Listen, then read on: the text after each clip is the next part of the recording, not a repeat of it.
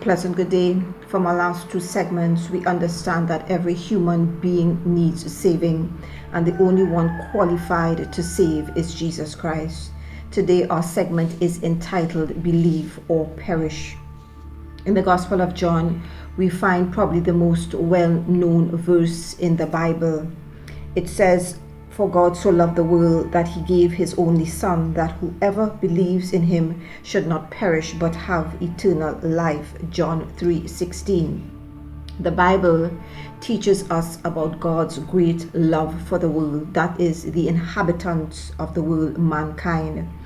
God's love is so great that he sent his Son to die for whoever believes. But what does it mean to believe?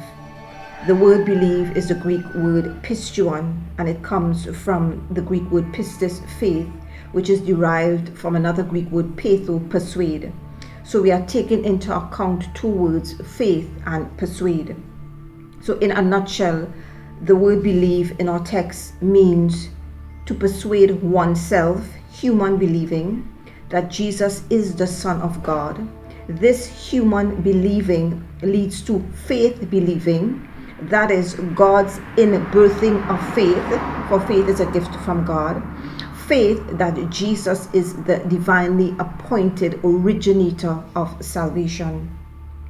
But it does not stop there. There is another element that is conjoined or combined to believing, and it's the element of obedience.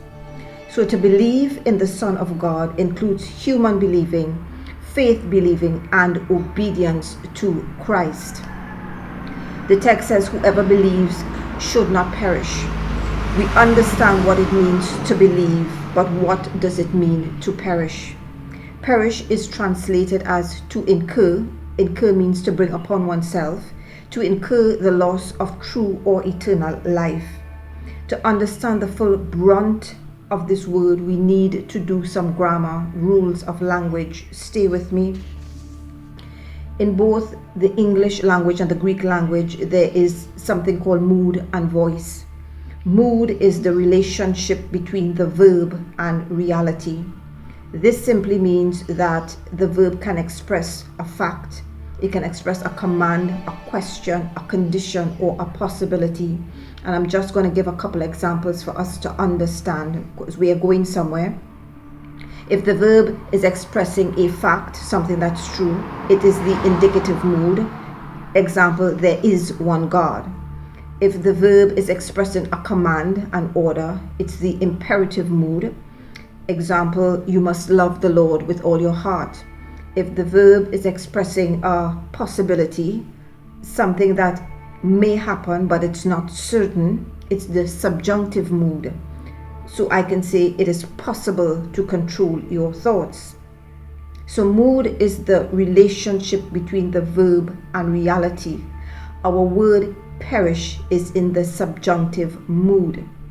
Voice now is the relationship between the subject and the verb.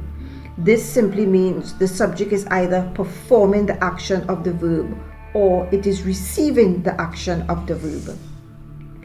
In English, there is active voice and there is passive voice. In Greek, however, there is active voice, passive voice, and something called middle voice.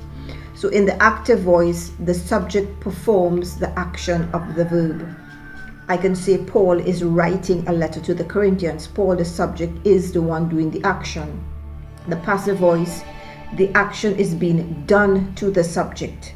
I can say Paul received a letter from the Corinthians. So the subject, Paul, is receiving the action of the verb. In the middle voice, the subject performs the action and it receives the action as well. So it's performing the action unto itself. So I could say Paul is writing a letter to himself, right? So the subject is doing the action is being done to the subject. Our word perish is in the middle voice. So perish is in the subjunctive mood. It indicates it as a possibility rather than a certainty, and it's in the middle voice. It indicates the action is being done unto self. So perish in our verse means the inhabitants of this world, mankind, is in the process of accomplishing, of bringing upon themselves the loss of eternal life. They are the ones turning the possibility of perishing into a certainty if they do not believe in the Son of God. It is not God doing the perishing. It is not the devil doing the perishing. It is you.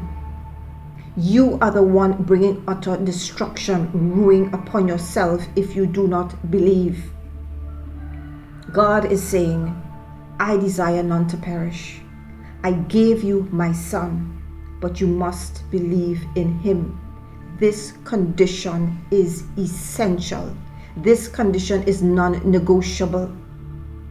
Believe in the Son of God, the author of eternal salvation, or perish. It's as simple as that. This is Teacher Cherry. Until we meet again, know the word, live the word, love the word. May the Lord bless you, keep you, and give you peace.